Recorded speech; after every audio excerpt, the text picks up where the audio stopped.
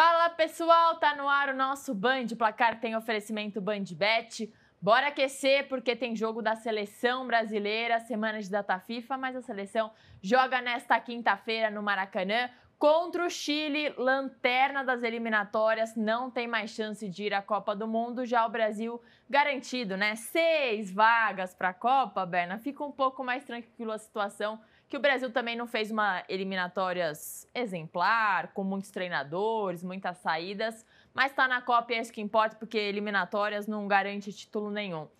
Agora, Ancelotti, Maracanã, estreia do Ancelotti no Maracanã, palco lotado, todo mundo vai torcer para essa seleção brasileira e podemos ter novidades do meio para frente, principalmente. E com o Rafinha, gostaria de tocar nesse assunto com você. Claro. O posicionamento do Rafinha, acho que é um teste para esse fim de semana? Acho que é um teste para essa quinta-feira? Olha, Isa, primeiramente, boa tarde a você, boa tarde a quem nos assiste aqui no canal do YouTube do Esporte na Band. Eu acho que é. Eu acho que o Ancelotti está começando a se acostumar com a ideia de que não terá o Neymar tão cedo, se é que terá o Neymar na Copa do Mundo. E aí você olha para o que foi a temporada do Barcelona e fala, mas peraí, como é que jogava esse time do Barcelona? Lamine Yamal pelo lado direito, o Dani Olmo centralizado e pelo lado esquerdo o Rafinha com o Lewandowski jogando como um centroavante. E aí você pensa, não, o Rafinha não vai jogar nessa posição. Não. O Rafinha, no próprio Barcelona, no início da temporada passada, antes da chegada do Dani Olmo, jogava sim nessa posição. E jogava muito bem. Claro que ele rende mais pelo lado esquerdo. Mas aí tem uma questão tática muito importante também nesse time do Carlo Ancelotti. É sabido, é público e notório, que o Brasil não tem laterais esquerdos espetaculares, como já teve anteriormente. Eu falo aqui sobre Roberto Carlos, Nilton Santos, Júnior, Leonardo, dentre vários outros, Branco, né? Então, assim, os laterais esquerdos hoje do Brasil são caras que guardam mais posição. Sim. Né? Então, não vai ter lateral atacando, chegando à linha de fundo do adversário. E aí ele precisa do quê? Ter dois pontas bem abertos, dribladores e insinuantes que abram o campo e cheguem à linha de fundo também. E aí ele convoca Gabriel Martinelli num primeiro momento e depois o Samuel Lino, depois da lesão sofrida pelo Matheus Cunha, né, que vem jogando como centroavante no Manchester United. Aí é o seguinte, então a gente imagina uma lateral esquerda diante do que foi divulgado ontem no que diz respeito à provável escalação da seleção brasileira. Douglas Santos jogando na lateral esquerda e o Gabriel Martinelli aberto, pelo menos no lado, como um ponta, né, Isa? Então dá para imaginar isso. E pelo lado direito a mesma coisa. Embora o Wesley seja um lateral que passe bastante, né, ele é um trator, o Brasil vai ter um jogador também de muita velocidade, de muita habilidade, muita técnica e que preenche esses pré-requisitos também de chegada à linha de fundo, que é o Estevão, né, que está jogando muita bola no Chelsea, aliás. Então, é um Brasil bem servido pelos lados do campo, com o Rafinha, como você bem frisou, centralizado, numa posição em que eu acho que ele vai se adaptar tranquilamente, e o João Pedro despontando aí como um provável centroavante do Brasil, inclusive na Copa do Mundo, claro, se mantiver o desempenho que mostrou aí nos jogos pelo Chelsea, né? Ele estreou no Chelsea nas quartas de final da Copa do Mundo de Clubes, o Chelsea ganha a competição e é um Chelsea que conta com ele. Ele tem 2 gols em 3 jogos nessa temporada da Premier League. Então eu vejo assim, respondendo a sua pergunta de forma mais direta, sim, o Rafinha totalmente capacitado a jogar nessa posição. E aí quem tá ficando para trás é Rodrigo, é Neymar. O Rodrigo, claro que tem a confiança do Ancelotti, mas se não jogar no Real Madrid, não vai ser convocado só por conhecer o Ancelotti. Não, exatamente. Assim, ele entrou no jogo contra o Mallorca, não jogou bem, ele entrou ali no segundo tempo dessa partida contra o Mallorca. O Mastantuono roubou a vaga dele, né, jogador argentino, que é candidato a fenômeno do futebol mundial. Então, assim, ele está numa situação difícil. Eu acho que ele vai para a Copa, no fim das contas. Acho, é uma percepção. Agora, aquela história de jogar na Inglaterra acabou, né? Pelo menos até agora, porque a janela na Inglaterra fechou anteontem. Então, ele vai ter que se virar no Real Madrid, né? Não o vejo saindo da Inglaterra, da Espanha, melhor dizendo, do maior clube do mundo, para jogar em Portugal. Assim, não consigo imaginar isso. Mas eu acho que ele estará na Copa do Mundo e o Vinícius Júnior vai estar na Copa do Mundo, salvo algum imprevisto, alguma questão de lesão. E isso, infelizmente, sempre acontece com o Brasil antes de Copas do Mundo, né? Sempre alguém se machuca, sempre alguém é cortado, né? E o adversário desta quinta, convenhamos, é para encher o Brasil de confiança, né? Encher de confiança, dar moral para a equipe, projetar já a próxima data FIFA nesses amistosos que muita gente pode torcer o nariz, mas são amistosos interessantes contra equipes competitivas. Não dá para jogar contra as europeias nesse momento. Tem equipes experientes e que podem dar um trabalho para o Brasil até termos táticos. Exatamente. A gente está falando de Japão e Coreia, que vão enfrentar o Brasil na outra data FIFA, né? E é o seguinte, o Japão e a Coreia chegaram às oitavas de final da última Copa do Mundo. Sim. O Japão se classificou num grupo que tinha Alemanha e Espanha, né? Então, um time bom, um time que chegou às oitavas também na Copa da Rússia em 2018, só foi eliminada pela Bélgica nos acréscimos, né? E a Bélgica viria a eliminar o Brasil e depois chegar à semifinal da Copa do Mundo. Então, tem gente muito boa no Japão, muito boa, e na Coreia também.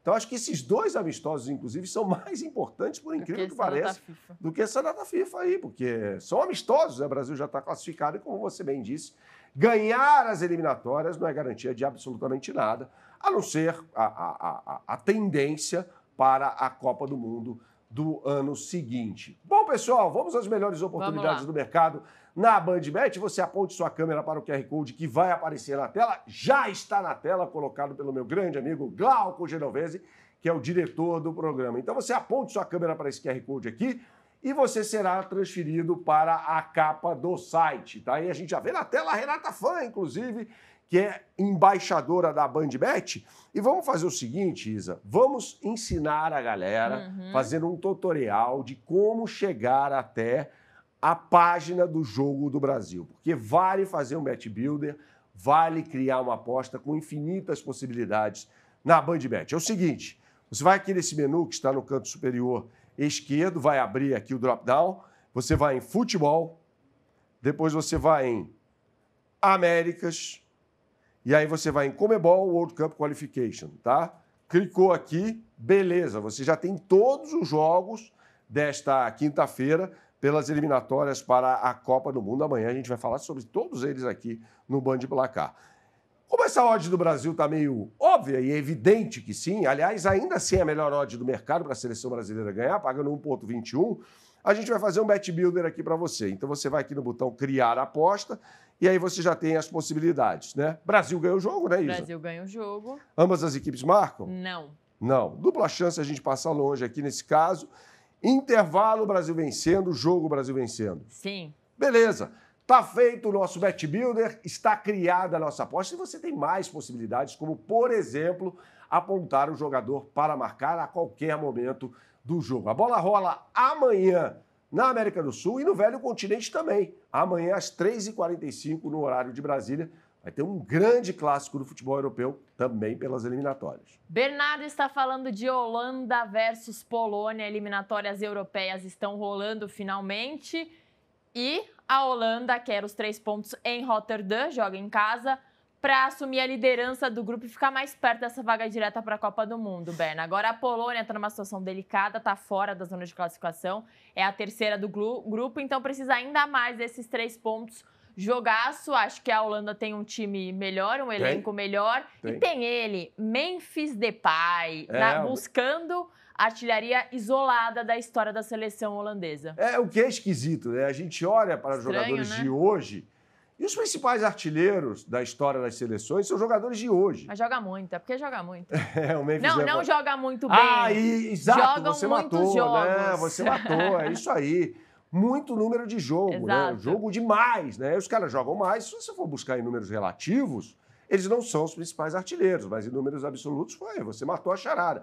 Então, por exemplo, alguém vai dizer que o Memphis Depay foi mais jogador do que o Van Basten? Óbvio que não. Óbvio que não. Quer dizer, alguns dizem, mas eles estão errados. Eles estão errados, é isso aí, Isa. Vamos falar sobre esse jogo, como a Isa disse, né? Um grande clássico do futebol europeu, com a Holanda com um time melhor, apesar do técnico Ronald Koeman, eu não gosto, foi um jogadoraço. Um baita de um zagueiro, mas eu não gosto dos trabalhos do Ronald Koeman, né? Mas você olha para a seleção, é só cobra. É time muito bom. Você escala essa seleção da Holanda, começa pelo goleiro Verbruggen, muito bom, do Brighton, que ganhou do Manchester City no último final de semana. Dumfries, titularíssimo. Dumfries é artilheiro. Faz tudo no time da Inter, né? Você pega lá na frente, né, no miolo de zaga, Van Hecke também, do time do Brighton, Van Dijk, Ake pelo lado esquerdo, Gravenberch, Reinders, que chegou ao time do Manchester City, Frank de Jong, jogador do Barcelona. Mais à frente, Xavi Simons, recém-contratado pelo Tottenham. Memphis Depay e Gakpo.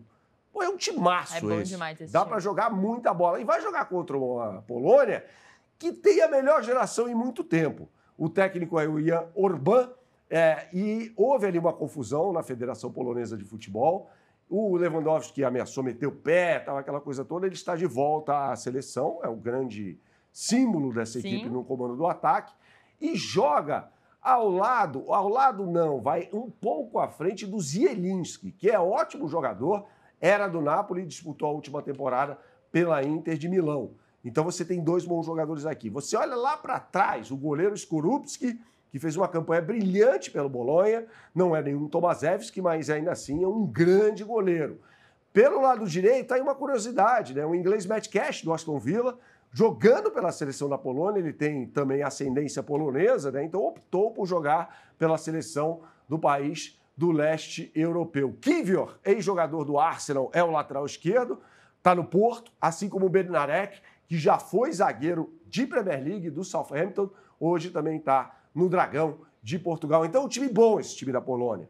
Tá? A questão da Polônia vai muito pelos treinadores que por lá passaram nos últimos anos, inclusive o Paulo Sousa foi técnico que classificou a Polônia para a Copa do Mundo do Catar. E claro que a BandBet está nessa com as melhores oportunidades do mercado para você. Mais uma vez, aponte sua câmera para o QR Code que está aqui na tela e você será direcionado para a capa do site da BandBet. Você viu ali o Lewandowski, agora sim a gente está na capa do site. E o que eu vou fazer é, mais uma vez, ensiná-lo a chegar na página de Holanda e Polônia, como disse a Isa, a partida que será disputada amanhã no estádio De Kuip, em Roterdã, na Holanda, evidentemente. Então você vai clicar aqui nesse menu, nesse símbolo do menu que está no canto superior esquerdo da tela, e aí você vai no futebol, né? E aí você tem europeu. E aí você tem UEFA World Cup Qualification. Você clica aqui e você já terá acesso, né, Isa, a todos os jogos dessa rodada de eliminatória. Tem Cazaquistão e País de Gales, Geórgia e Turquia, Lituânia e Malta. Esse jogo é bem mais ou menos, para dizer o mínimo.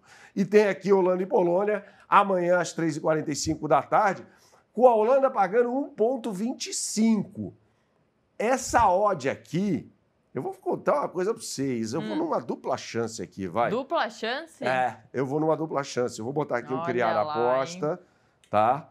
E aí é o seguinte, Holanda no empate, tá pagando 1,01. Não vou nessa não. Vamos fazer o seguinte, Holanda ganhando o jogo, ambas as equipes marcando, melhor, pode ser? Pode ser. Né? Porque tem o Lewandowski, tem o Zielinski do outro lado, tem Zimanski também, que foi para a Atalanta, faz ali uma dupla com o Lewandowski. Então, assim, é um time bem honesto esse da Polônia. Eu acho que pode, de repente, causar problemas à seleção laranja, mesmo jogando fora de casa. O que você sempre fala por aqui? Tem que jogar com responsabilidade, é só para maiores de 18 anos. Valeu, pessoal. Até o próximo Band Placar.